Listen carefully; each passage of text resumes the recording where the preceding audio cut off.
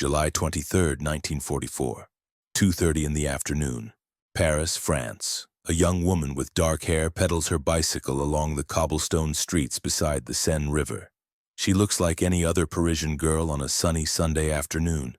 19 years old, slight build, wearing a simple dress. To the German soldiers patrolling the occupied city, she's invisible. Just another French civilian going about her day. They have no idea she's carrying a stolen pistol. They have no idea she's about to change the course of the resistance. They have no idea that in the next 10 minutes one of their officers will be dead. Her name is Madeleine Riffaut. She's a poet, a dreamer, a student of midwifery who writes verses about love and freedom. She's also one of the most dangerous people in occupied France. The Nazis dismiss her as harmless. Young women always were. That dismissal is about to cost them everything.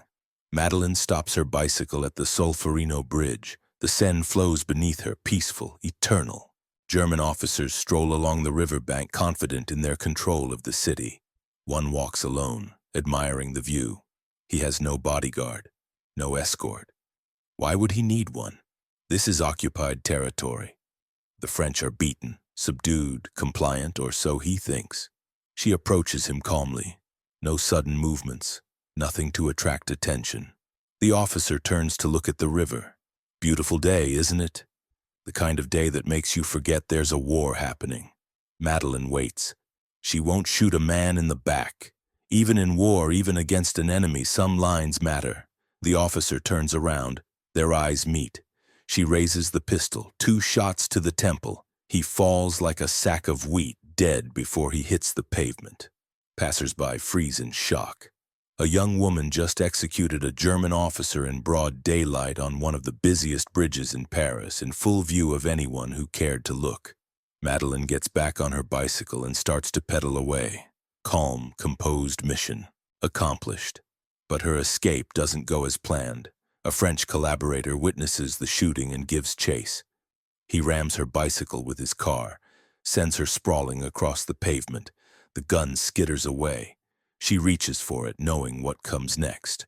The Gestapo, torture, death. The mathematics of resistance are brutal.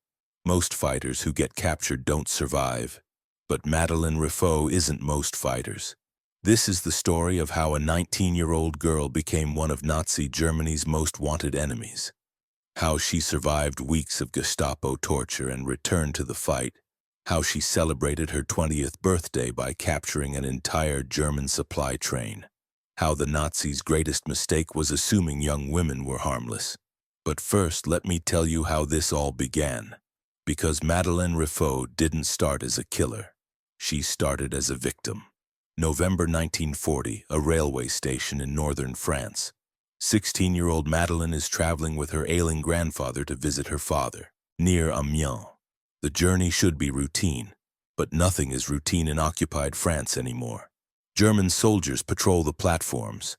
They stop people at random, demand papers, search luggage. They're looking for resistance activity, black market goods, anything that might threaten their control. A group of Nazi soldiers spot Madeleine and her grandfather.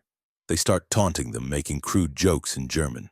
Madeleine doesn't understand the words, but she understands the tone, the contempt, the casual cruelty. When she tries to help her grandfather with his bags, a German officer kicks her hard, sends her sprawling face first into the gutter. The soldiers laugh. Just another French girl learning her place. Madeleine later said that moment decided her whole life. Not the grand speeches about freedom and democracy, not the politics or the ideology. A single act of casual brutality, a kick that sent a 16-year-old girl into a puddle while grown men laughed. That's what transforms students into revolutionaries. That's what turns poets into killers. She doesn't join the resistance immediately. First comes tuberculosis. The disease forces her to leave her midwifery studies in Paris and seek treatment at a sanitarium in Grenoble. It's there, recovering from illness, that she meets her first resistance contacts, members of the Francs Tireurs et Partisans, the guerrilla organization created by the French Communist Party. They're fighting a shadow war against the occupiers, sabotaging railway lines, distributing underground newspapers, gathering intelligence on German troop movements. They give her the code name Rainer, after the Austrian poet Rainer Maria Rilke. It fits. She's still a poet at heart, even as she learns to handle explosives and forge identity documents. But poetry doesn't liberate countries.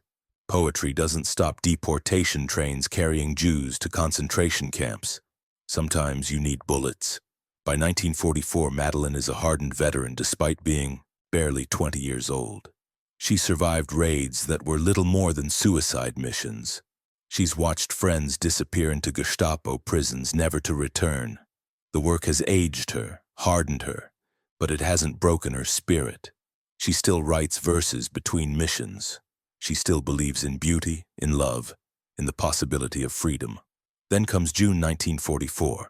News spreads through the resistance networks like wildfire. The village of Oradour-sur-Glane has been destroyed. 643 civilians murdered by the Waffen SS. Men, women, children, entire families wiped out in a single afternoon. The church, where women and children sought sanctuary, was burned with everyone inside. The massacre is personal for Madeline. She has childhood memories of that place. The resistance leadership issues new orders. Every member must kill a German, not capture, not wound, kill. It's psychological warfare as much as military strategy. Show the population that the occupiers aren't invincible. Prove that French people will fight back, even against impossible odds. Demonstrate that resistance is possible. Madeline volunteers immediately. She could have stayed in the background, continued her courier work, kept smuggling weapons and intelligence. Safer work, equally important to the cause, but after Oradour-sur-Glane, safety isn't the priority anymore. Justice is.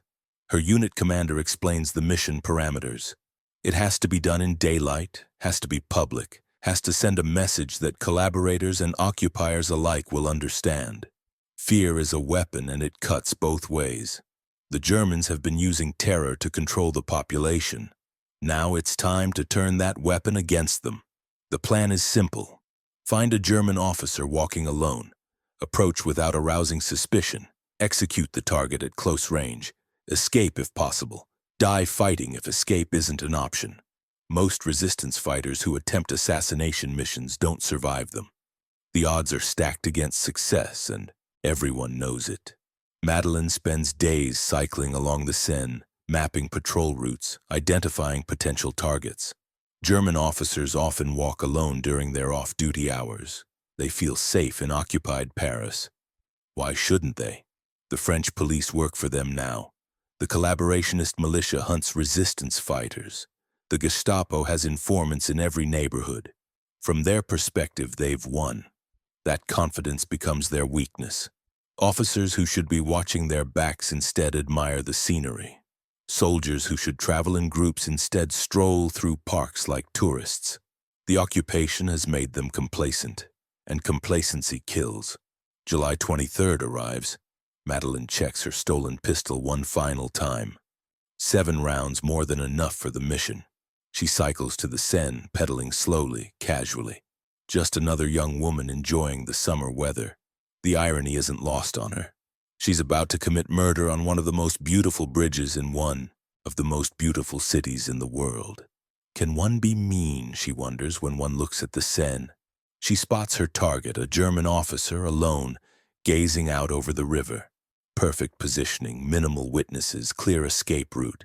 Everything she's planned for. She approaches him, heart pounding but hands steady. This is it, the moment that will define everything that follows. What happens next changes not just Madeline's life, but the entire trajectory of the French resistance in Paris. The officer turns away from the river. Their eyes meet for a fraction of a second. Madeline sees not a monster, but a young man, maybe 25 years old. Blonde hair, blue eyes. The kind of face that belongs in a family photograph, not a war grave. For an instant, doubt flickers through her mind. This isn't some faceless enemy from propaganda posters. This is someone's son, someone's brother, maybe someone's husband. Then she remembers Oradour-sur-Glane. 643 civilians burned alive, children hiding in a church, murdered by men who looked just like this officer. The doubt evaporates. She raises the pistol, 2 bullets to the temple. The officer collapses instantly, blood spreading across the cobblestones like spilled wine. The gunshots echo off the buildings lining the Seine. Pedestrians scream, scatter, dive for cover. A woman drops her shopping basket. Oranges rolling across the bridge. An elderly man stumbles backward, clutching his chest. Nobody expects to witness an execution on a Sunday afternoon stroll. Madeleine doesn't run, not yet. She stands over the body for 3 seconds, 4 seconds, confirming the kill. Dead men don't shoot back. Dead men don't call for reinforcements. Dead men don't hunt down resistance fighters. Only when she's certain does she move toward her bicycle. That's when everything goes wrong. A French militiaman has been watching from across the street. Marcel Duran, a collaborator who makes his living turning in resistance fighters for German bounties. He sees the assassination, sees the young woman walking calmly to her bicycle, and realizes he's just witnessed the crime of the century. A public execution of a German officer in broad daylight. The bounty for this girl's capture will set him up for life. Duran sprints to his car, a black Citroën parked 50 meters away. The engine roars to life. Tires squeal against cobblestone as he accelerates toward Madeleine. She's already pedaling, but a bicycle is no match for an automobile. The distance closes rapidly, 30 meters, 20, 10. The impact sends her flying. The bicycle crumples under the car's front bumper. Madeleine hits the pavement hard, skids across rough stone, feels skin tear away from her palms and knees. The pistol skitters away from her grasp, sliding toward a storm drain 20 feet away. Duran leaps from his car, breathing hard, sweat streaming down his face. He's just captured one of the most wanted people in occupied France. The Germans will pay handsomely for this delivery, maybe enough to buy a house in the countryside far from the chaos of war. All he has to do is keep her alive long enough to collect. Madeleine crawls toward the fallen pistol. Her shoulder screams with pain, probably dislocated in the crash. Blood runs down her face from a gash above her left eye, but the gun is right there, just out of reach. If she can grab it, she can end this. Take Duran with her if necessary. Better to die fighting than face what's coming. Her fingers close around the grip just as Duran's boot comes down on her wrist. The pain is immediate, electric, shooting up her arm like lightning. She gasps and nearly blacks out, but doesn't let go of the weapon. Not yet. Not while there's still a chance. Let it go, girl. Duran's voice is calm, almost gentle. He's not angry, not emotional. This is business. Drop the gun and I promise you'll make it to the Gestapo in one piece. Keep fighting and I'll break every bone in your hand. Madeleine looks up at him. Middle-aged, soft around the middle, wearing a suit that's too small and shoes that need polishing. A clerk, an accountant, someone who's never held a weapon in anger, someone who's chosen collaboration over courage, someone who sells his countrymen for German gold. She spits blood and lets go of the pistol. Within minutes, the street fills with German soldiers. An entire squad responds to reports of the shooting, boots thundering on cobblestone, rifle bolts cycling as they secure the scene. They find their officer dead. 2 bullet wounds to the head, execution style. They find a young French woman in custody, blood on her clothes, defiance in her eyes. The squad leader, a sergeant named Klaus Weber, takes one look at Madeleine and shakes his head. This is what killed Lieutenant Hoffman? A girl who weighs maybe 50 kilograms soaking wet? A teenager who looks like she should be working in a bakery, not assassinating German officers? But the evidence is undeniable. Witnesses saw her pull the trigger. The collaborator who captured her confirms her identity as the shooter. The pistol bears her fingerprints. This slip of a girl just executed a Wehrmacht officer in the heart of occupied Paris. Weber cuffs her wrists behind her back, metal biting into skin already torn from the crash. The restraints are designed for grown men, too large for her thin wrists, but they'll hold. Take her to Freyne, he orders his men. The Gestapo will want to question her personally. Freyne's prison, the name alone makes French civilians cross themselves. Built in the 1890s as a model facility, it's been transformed into hell on earth under German administration. Political prisoners disappear into its cells and never emerge. Those lucky enough to survive describe horrors that defy imagination. Torture chambers in the basement, interrogation rooms where screams echo through the night, execution courtyards where resistance fighters face firing squads at dawn. The ride to Fresnes takes 20 minutes through the streets of occupied Paris. 20 minutes for Madeleine to contemplate what's coming. She knows the statistics. 90% of resistance fighters captured by the Gestapo eventually break under torture. They give up names, addresses, safe houses, weapons caches. The information spreads like poison through the underground networks, leading to more arrests, more torture, more death. The remaining 10% die before they talk. Sometimes from the torture itself, sometimes from suicide, sometimes from pure, stubborn refusal to betray their comrades. Madeleine plans to be in that 10%. She's already accepted death as the price of resistance. Now she just has to endure whatever comes before it. The prison gates swing open, stone walls 20 feet high, topped with razor wire and broken glass. Guard towers at each corner, searchlights sweeping the compound. Guard dogs patrol the perimeter, German shepherds trained to attack on command. Once those gates close behind her, Madeleine, Riffaud will disappear from the world above. They strip-search her in a concrete cell lit by a single bare bulb. Take her clothes, her shoes, anything that might be used as a weapon or to commit suicide. Give her a gray prison uniform that smells of previous occupants' fear and desperation. Shave her head to prevent the spread of lice and to break down her identity. By the time they're finished, she looks like every other political prisoner in Fresnes, anonymous, defeated, ready for processing. But looking defeated and being defeated are different things entirely. As they drag her to the interrogation wing, Madeleine is already planning. Not escape, that's impossible, but resistance. How to survive the questioning without giving up her comrades. How to endure pain without breaking. How to die with dignity of survival. Proves impossible. The interrogation room is exactly what she expected. Concrete walls, no windows, a single chair bolted to the floor. Blood stains on the concrete, some fresh, some old enough to have turned brown. A table covered with instruments she doesn't want to examine too closely.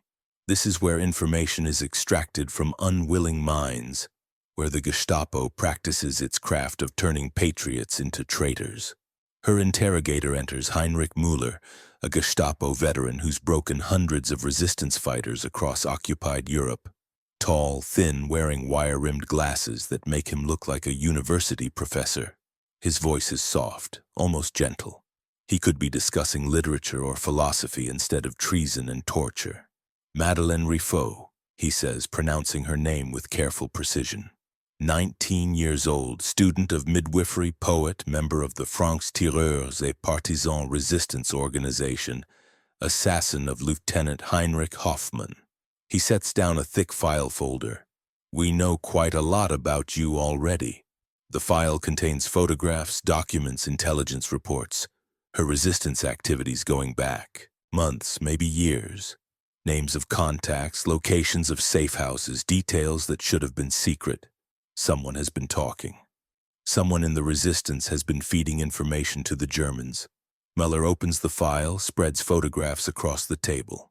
Pictures of Madeleine with other resistance fighters entering buildings that were supposed to be secure, meeting with contacts who were supposed to be anonymous.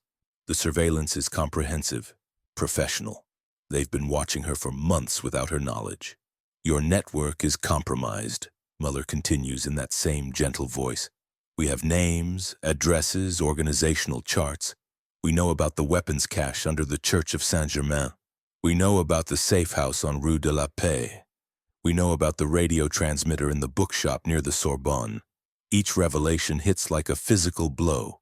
If this information is accurate, dozens of resistance fighters are in immediate danger. Weapons will be confiscated, safe houses raided, radio operators arrested. The entire Paris cell could be rolled up in a single night. But something doesn't add up. If the Gestapo knows all of this, why haven't they acted? Why leave weapons caches intact and safe houses operational? Why allow radio transmissions to continue? The answer dawns on her slowly, horribly. They're using the resistance as bait, letting some operations continue in order to identify new recruits, trace communication lines, map the entire underground network. Every mission the resistance thinks is successful actually provides more intelligence to their enemies. Every small victory feeds into a larger trap that will eventually destroy them all. Muller watches understanding dawn in her eyes and smiles. Now you begin to see the scope of the situation. Your assassination of Lieutenant Hoffman was impressive, certainly bold, but ultimately meaningless. We allowed it to happen because we wanted to see how your organization would react, who would claim responsibility, how the news would spread through your communication networks. You've been very helpful in that regard. The revelation is devastating. Her greatest triumph, the mission that was supposed to strike fear into the occupiers, was actually part of their plan. She didn't outsmart them. They used her, turned her into an unwitting agent of the very forces she was fighting against. But Madeline's mind works differently than Muller expects. Where he sees despair, she finds calculation. Where he expects surrender, she discovers opportunity. The information he's revealed tells her something crucial. The Gestapo thinks they've won. They believe their surveillance network is complete, their intelligence perfect. That confidence creates blind spots. You're very proud of yourselves, she says quietly. All those months of watching, all those photographs, all that careful planning, and yet you still needed a French collaborator to catch me after I'd already completed my mission.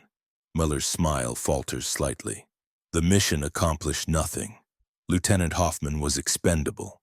His death serves our purposes better than his life would have. Perhaps. But it serves mine as well. Madeline leans forward in the bolted chair.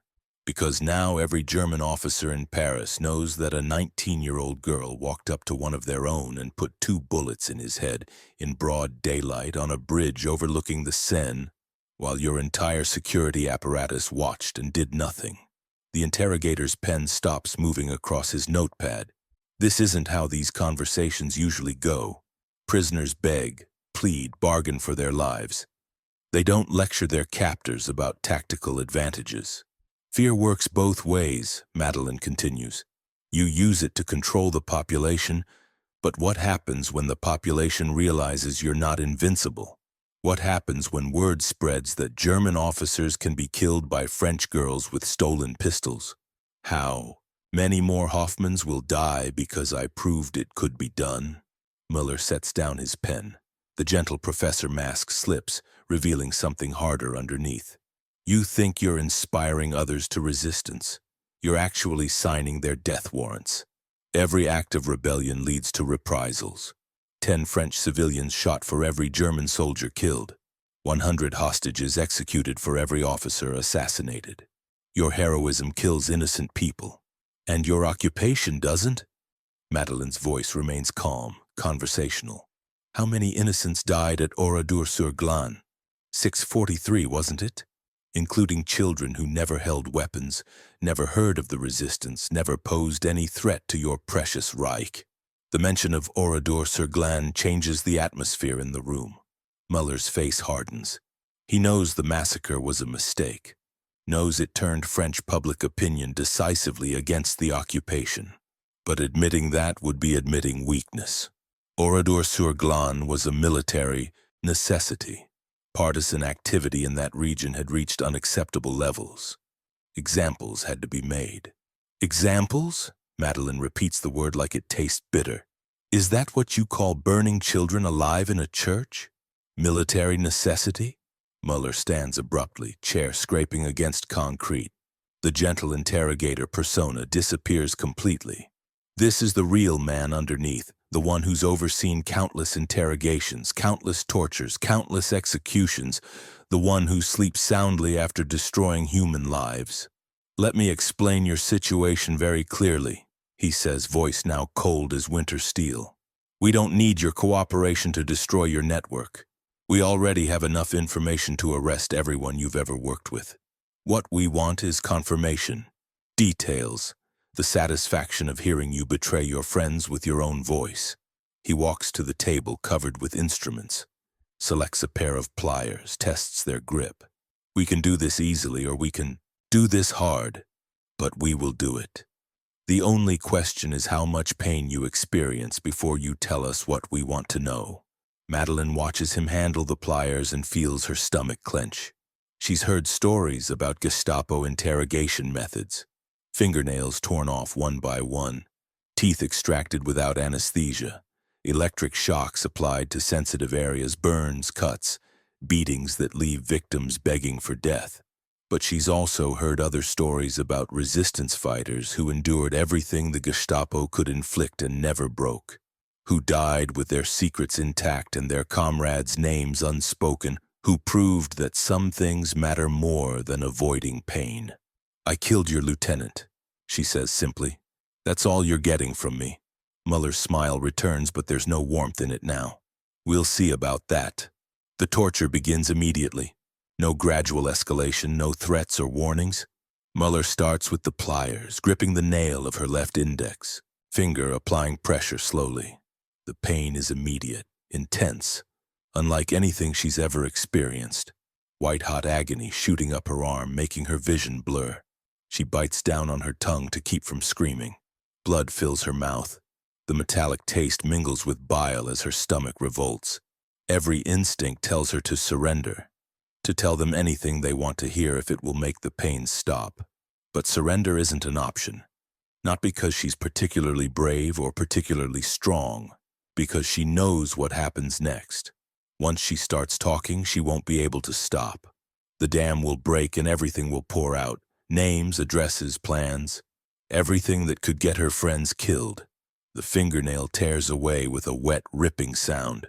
Muller examines it clinically like a scientist studying a specimen. That was the first one. You have 9 more, plus toenails, plus teeth, plus other parts I won't describe until we reach them. Madeline doesn't answer, can't answer. The pain is so intense it's stolen her voice, but she hasn't broken. Not yet. Hours pass. The torture continues with mechanical precision. Muller is an artist at his craft, knowing exactly how much damage to inflict without causing unconsciousness or death. He wants her awake, aware, capable of speaking when she finally decides to cooperate. But consciousness becomes a strange thing under extreme duress. Madeline finds herself drifting in and out of awareness. Sometimes she's in the interrogation room feeling every cut and burn. Sometimes she's back in Grenoble writing poetry in the sanitarium garden. Sometimes she's cycling along the Seine on a sunny afternoon, wind in her hair, freedom in her lungs. The dissociation protects her mind from the worst of the trauma, allows her to endure what should be unendurable. This is how resistance fighters survive. Not through superhuman courage, but through the human mind's ability to retreat from unbearable reality. On the 3rd day, something unexpected happens. A commotion in the corridor outside. Shouting voices, running footsteps, the sound of doors slamming. Muller pauses in his work, irritated by the interruption. He's been making progress, wearing down her resistance bit by bit. A guard bursts through the door without knocking. "Sir, urgent message from headquarters. The Swedish consul is here with authorization for a prisoner exchange." Muller's face darkens. Prisoner exchanges are rare, usually reserved for high-value German captives. "Which prisoner?" "The girl, sir, Madeleine Riffaut. She's to be released immediately in exchange for Colonel Hans Weber, captured by resistance forces 3 days ago." The interrogator stares at the guard as if he's spoken in a foreign language. "That's impossible. This prisoner is too valuable. She has information about resistance networks throughout Paris. The order comes from General von Koltitz himself, sir. The colonel is his nephew." Muller's hands clench into fists. 3 days of careful work, 3 days of breaking down her resistance, and now she's walking free because of political connections and diplomatic protocols. The war is teaching him that intelligence gathering often takes second place to protecting important people's relatives. Within an hour, Madeline is standing in the prison courtyard wearing civilian clothes donated by the Red Cross. Her hands are bandaged, her face swollen from beatings, her movements careful and painful. But she's alive. More importantly, she hasn't talked. The Swedish consul Raoul Nordling handles the exchange with diplomatic efficiency. He's been negotiating prisoner swaps throughout the occupation, saving lives on both sides through careful neutrality and persistent advocacy. Today, he's saving the life of a 19-year-old resistance fighter who's become a symbol of French defiance. "Can you walk?" Nordling asks quietly as they move toward his official vehicle. "I can walk," Madeline replies. Her voice is hoarse from screaming, but her tone is steady. "I can ride a bicycle, I can pull a trigger, I can do whatever needs doing." Nordling studies her face, sees something that makes him nod approvingly. "Good. Because the war isn't over, your friends will need you." The car drives through occupied Paris, past German checkpoints and collaborationist police stations, past the bridge where she killed Lieutenant Hoffman just 4 days earlier. The bloodstains have been cleaned away, but the memory remains, the proof that German officers can die, the demonstration that resistance is possible. As they cross the Seine, Madeleine makes a silent promise to Hoffman, to Müller, to every German in Paris. This isn't over. The torture, the threats, the attempt to break her spirit, none of it worked. If anything, it's made her more dangerous. She's learned something valuable in that interrogation room. The Gestapo isn't invincible. They make mistakes. They rely too heavily on fear and not enough on competence. They assume surrender is inevitable when pressure becomes unbearable. But some people don't surrender. Some people break bones before they break spirits. Some people choose pain over betrayal, torture over treachery. The Germans will learn this lesson repeatedly in the months to come. 3 weeks later, Madeleine is back in action. Her hands have healed enough to handle weapons. Her mind has processed the trauma and emerged stronger. The resistance networks, warned by her sacrifice, have reorganized and adapted. The information Muller thought he possessed has become obsolete. She's assigned to a new cell, given fresh missions, trusted with more responsibility than ever. Her survival of Gestapo interrogation has made her a legend within resistance circles.